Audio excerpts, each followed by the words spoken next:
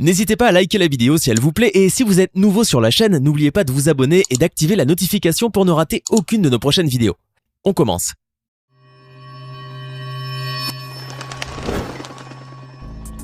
Bonjour et bienvenue à tous. En général, les dessins animés sont considérés comme un divertissement pour les enfants et présentent peu d'intérêt pour le public adulte.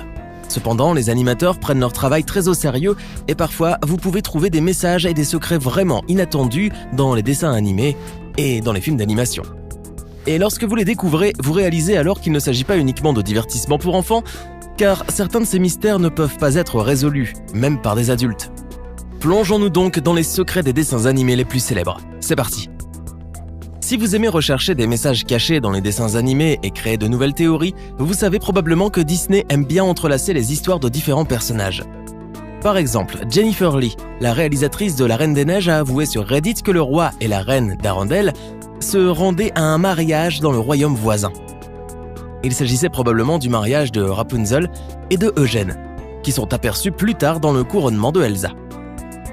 Mais il y a davantage à savoir. Selon Chris Bach, co-directeur de La Reine des Neiges, le roi et la reine d'Arendelle ne sont pas morts en mer, mais ils ont été rejetés sur une île tropicale, où ils ont construit une cabane dans un arbre et dans laquelle la reine a donné naissance à un enfant. Puis la famille a ensuite été attaquée par un prédateur et seul le bébé a réussi à survivre. Cela vous semble familier ? Mais oui, c'est vrai, c'est le début de Tarzan. Et d'ailleurs, Chris Bach a également réalisé ce film. Il semble donc que Anna et Elsa aient peut-être un frère très doué pour grimper aux arbres. Malgré son apparence simple et même légèrement ridicule, le dessin animé Bob l'éponge génère de nombreuses questions. Pourquoi Carlo Tentacule ne porte-t-il qu'un t-shirt et Bob l'éponge qu'un pantalon ? Pourquoi Gary l'escargot miaule-t-il ? Comment un feu peut-il brûler sous l'eau ? Et pourtant le plus important d'entre eux, celui qui inquiète beaucoup de fans, est celui de Pearl, la charmante fille de Monsieur Krabs. Qui sont ses vrais parents ? Bien sûr, tout dans cette série ne peut pas être expliqué logiquement, mais quelque chose est vrai. Monsieur Krabs ne peut pas être le père biologique de la jeune baleine. Peut-être a-t-il adopté Pearl, mais alors où est sa mère ? Pearl avait forcément une mère, et Monsieur Krabs la connaissait clairement. Dans l'un des épisodes, il a même avoué « Pearl ressemble à sa mère ». Selon la théorie développée par les fans, la mère de Pearl a été la victime de chasseurs de baleines, et Monsieur Krabs a sauvé son bébé. C'est une belle théorie, mais il y a un petit problème, car dans l'épisode « L'anniversaire d'une baleine », Monsieur Krabs montre une cassette avec l'inscription « C'est une fille ». Il n'aurait donc pas pu adopter Pearl car il l'a vu naître. Selon des informations complémentaires, la mère de Pearl est mariée à Monsieur Krabs lorsqu'elle était enceinte. Mais Stephen Hillenburg, le créateur du programme, n'a pas voulu le révéler dans la série. Apparemment, la mère de Pearl est décédée et Monsieur Krabs est donc devenu un père célibataire. Mais qu'en est-il du père biologique ? Tout ce que nous savons, c'est que c'était une baleine, mais personne ne sait où elle se trouve actuellement. Une autre théorie suggère qu'il serait en prison, car ce n'est pas un hasard si dans l'épisode Échappé à la prison apparaît une baleine mâle qui ressemble vraiment à Pearl. Cela expliquerait aussi pourquoi la mère de Pearl a abandonné son père et épousé une autre créature. Vous pouvez dire ce que vous voulez, mais les maisons de Bob l'éponge sont très étranges. Par exemple, le personnage principal vit dans un ananas sous la mer, qui ne s'effondre pas sous le poids de l'eau. À première vue, la maison de Carlo Tentacule semble être une extension de son personnage. Elle est tout aussi sombre et mélancolique que lui et Carlo est fait de pierre sombre et a un sourcil épais. À propos, ce visage de pierre ne vous a-t-il pas l'air familier ? C'est une statue Moai, des célèbres statues de l'île de Pâques avec quelques modifications, mais bon, c'est un dessin animé, avec un écureuil vivant sous l'eau. Ne soyons pas si pointilleux. Cependant, contrairement aux statues Moai, cette habitation a des yeux et une porte, ainsi qu'un intérieur très agréable. La principale question est de savoir comment cette statue a pu se retrouver si loin de l'île de Pâques. Peut-être l'une de ces sculptures se trouvait-elle sur l'atoll de Bikini, et que l'une d'entre elles est finalement devenue la patrie de ce malheureux poulpe. Qui sait ? Le nouveau film Le Roi Lion vient de sortir sur nos écrans, ce qui signifie qu'il est temps de revenir aux classiques de Disney. Écoutez le rugissement de Simba, car il semblerait qu'il rugisse comme n'importe quel lion, du moins, c'est ce qu'on pourrait penser. Il s'avère que le studio a décidé d'utiliser un rugissement de tigre au lieu d'un rugissement de lion. Mais ce n'est pas un gros secret, et seuls les zoologues spécialisés dans les félins prédateurs le remarqueront. C'est seulement parce que le rugissement des lions est beaucoup moins bruyant que celui des tigres, et qu'il est donc beaucoup moins impressionnant. Cherchez des vidéos de rugissement de lions et de tigres sur internet, et vous pourrez tout de suite voir la différence.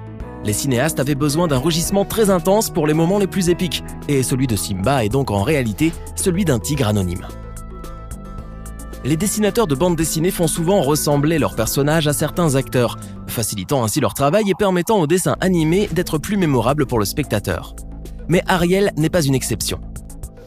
Ce personnage est en effet basé sur la sirène du conte de fées d'Andersen, mais le co-réalisateur et scénariste Ron Clements a découvert que l'histoire était trop triste et tragique. Il l'a donc légèrement modifié. Le look original de Ariel a été conçu par l'animateur Glen Keane, qui a dit qu'il avait été inspiré par son épouse pour créer l'apparence de la petite sirène, mais l'autre modèle pour Ariel était l'actrice Alyssa Milano. À l'époque, elle avait 16 ans, c'est vrai. Mais si vous regardez aujourd'hui Alyssa Milano et que vous la comparez à Ariel, vous pourrez certainement voir une certaine similitude. Wall-E est probablement l'une des histoires d'amour les plus adorables et les plus tragiques de l'histoire. Le protagoniste, Wall-E, est un petit robot qui ramasse les ordures d'une planète abandonnée qui s'appelait autrefois la Terre. Eh bien, si vous n'avez pas encore vu, vous devriez. Ici, nous allons seulement vous révéler un petit secret à ce sujet, car nous ne parlerons que du nom du robot. Le nom du petit robot nettoyeur a été choisi pour une seule et unique raison. Il s'agit en fait d'une référence au fondateur de Disney, dont le nom complet est Walter Elias Disney. Donc en abrégé, Wall-E. Un autre L a été ajouté afin que cela ressemble à un nom de robot. Génial, non? Vous souvenez-vous du début du film Aladdin? Peut-être que c'était dans le désert, ou avec Aladdin qui traverse les toits pour échapper aux gardes. En réalité, la première scène montre un vendeur de rue essayant d'attirer un acheteur, c'est-à-dire le spectateur. Et lorsque l'acheteur, c'est-à-dire le spectateur, est sur le point de partir, le colporteur fait une dernière tentative désespérée pour l'arrêter et tire une lampe de sa manche. Il s'assure qu'il ne s'agit pas de n'importe quelle lampe, il la frotte et commence à raconter l'histoire d'Aladin. Cela fait de l'ensemble du film une histoire racontée par un marchand rusé sur l'un des marchés de Agrabah. Et oui, à l'époque, il savait comment faire de la publicité. À propos, il existe une théorie selon laquelle ce vendeur de rue est en réalité le génie de la lampe. Premièrement, cela expliquerait comment un commerçant apparemment ordinaire a un objet aussi précieux entre ses mains. Et deuxièmement, ils se ressemblent presque. Regardez mieux. Un pommeau noir, un sourire sournois, beaucoup de bleu, un corps ovale. Bien sûr, cela pourrait être attribué à la paresse des animateurs, mais Aladdin est l'un des dessins animés les plus aboutis de Disney. Il est donc peu probable que le studio ait laissé passer une ressemblance accidentelle. À propos, ce sont les seuls personnages qui brisent le quatrième mur, c'est-à-dire qu'ils communiquent avec le public, et même se réfèrent à des choses de notre temps. Et c'est aussi le seul film d'animation dont Robin Williams fait la voix des deux personnages. Il est difficile d'imaginer le modèle d'homme sur lequel Shrek a été conçu. Bah oui, il est évident que les gens ne sont généralement pas verts, qu'ils sont beaucoup plus petits et qu'ils ont des traits faciaux très différents. De plus, les directeurs de l'étude DreamWorks ainsi que l'écrivain William Steig n'ont jamais rien dit au sujet d'une personne qui les aurait inspirés pour créer le célèbre ogre vert. Mais regardez le français Maurice Tillet. Et vous verrez. Lui et Shrek se ressemblent comme des frères, à l'exception de la couleur de la peau et de la forme des oreilles. Maurice souffrait en effet d'acromégalie, une maladie caractérisée par une croissance disproportionnée des mains, des pieds et du crâne.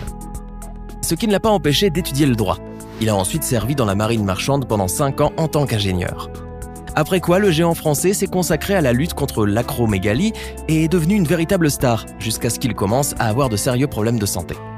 Il est décédé le 4 septembre 1954, à l'âge de 50 ans, mais un demi-siècle plus tard, il a contribué à créer l'un des personnages les plus reconnaissables de ces dernières années. Vous avez peut-être remarqué que toutes les princesses Disney ont les cheveux lisses ou légèrement ondulés. Eh bien, il semblerait qu'il y ait une raison bien spécifique à cela. Et ce n'est pas parce que Disney a un contrat secret avec les fabricants de lisseurs de cheveux. Selon la rumeur, Ariel aurait dû avoir aussi de belles boucles rouges, mais voici le problème. En 1989, les animateurs ne pouvaient pas dessiner les cheveux bouclés et les rendre suffisamment beaux et réalistes. C'est pourquoi la première princesse aux cheveux bouclés de Disney a été Mérida de Rebelle, diffusée en 2012. Pour créer le look de Mérida, un simulateur spécial qui prédit le comportement de 1500 mèches de plus de 111 700 cheveux a été développé sur 3 ans. Imaginez, les artistes ont passé plus de 2 mois à créer la scène dans laquelle Mérida ôte tout simplement son capuchon et montre ses boucles. Mais cela en valait la peine. Alors, lequel de ces secrets vous a le plus étonné? Faites-le nous savoir dans les commentaires. Si la vidéo vous a plu, n'oubliez pas de nous le faire savoir en mettant un pouce bleu juste en dessous et en vous abonnant à la chaîne. À demain, même heure, même chaîne pour une nouvelle vidéo.